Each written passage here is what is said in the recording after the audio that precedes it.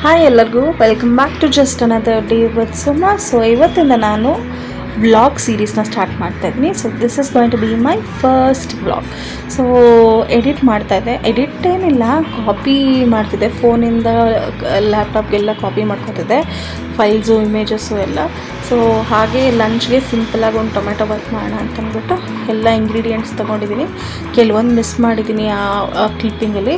So ಮಾಡ್ತಾ ಹೇಳ್ತೀನಿ. ನಾನೇನು ಎಕ್ಸ್ಪರ್ಟ್ ಅಲ್ಲ ಟೊಮೆಟೊ ಬಾತ್ ಮಾಡೋದ್ರಲ್ಲಿ, ಜಸ್ಟ್ ಹಾಗೆ ನಾನು ಹೆಂಗೆ ಮಾಡ್ತೀನೋ ಅದನ್ನು ನಾನಿಲ್ಲಿ ಶೇರ್ ಮಾಡ್ತೀನಿ. ಸೊ ಕುಕ್ಕರ್ ಇಟ್ಕೊಂಡಿದ್ದೀನಿ, ಎಣ್ಣೆ ಹಾಕಿದ್ದೀನಿ, ಚಕ್ಕೆ ಲವಂಗ ಮಾತ್ರ ಹಾಕ್ಕೊಂಡಿದ್ದೀನಿ. ಬೇರೆ ಯಾವ ಸ್ಪೈಸಸ್ಸು ನಮ್ಮ ಮನೇಲಿ ಇರಲಿಲ್ಲ, ಖಾಲಿ ಆಗಿಬಿಟ್ಟಿತ್ತು.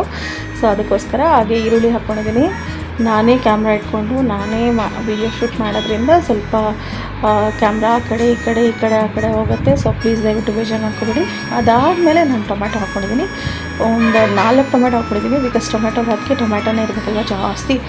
ಅದಾದಮೇಲೆ ಶುಂಠಿ ಮತ್ತು ಬೆಳ್ಳುಳ್ಳಿ ಪೇಸ್ಟ್ ಹಾಕ್ಕೊಂಡಿದ್ದೀನಿ. ಪೇಸ್ಟ್ ಏನಿಲ್ಲ, ಜಜ್ಜಿಬಿಟ್ಟು ಹಾಕ್ಕೊಂಡಿದ್ದೀನಿ. ಸೊ ದಟ್ ಅದು ಹಸಿ ವಾಸನೆ ಹೋಗೋವರೆಗೂ ಚೆನ್ನಾಗಿ ಫ್ರೈ ಮಾಡಿಕೊಂಡು, ಅದಾದಮೇಲೆ ಮಸಾಲೆಗೆ ಅರಿಶಿನ, ಗರಂ ಮಸಾಲೆ ಮತ್ತು ಖಾರದ ಪುಡಿ ಎಷ್ಟು ಬೇಕೋ ಅಷ್ಟನ್ನು ಹಾಕ್ಕೊಂಡು, ಉಪ್ಪನ್ನ ಹಾಕ್ಕೊಂಡು ಅದನ್ನು ಚೆನ್ನಾಗಿ ಬಾಡಿಸ್ಕೋಬೇಕು.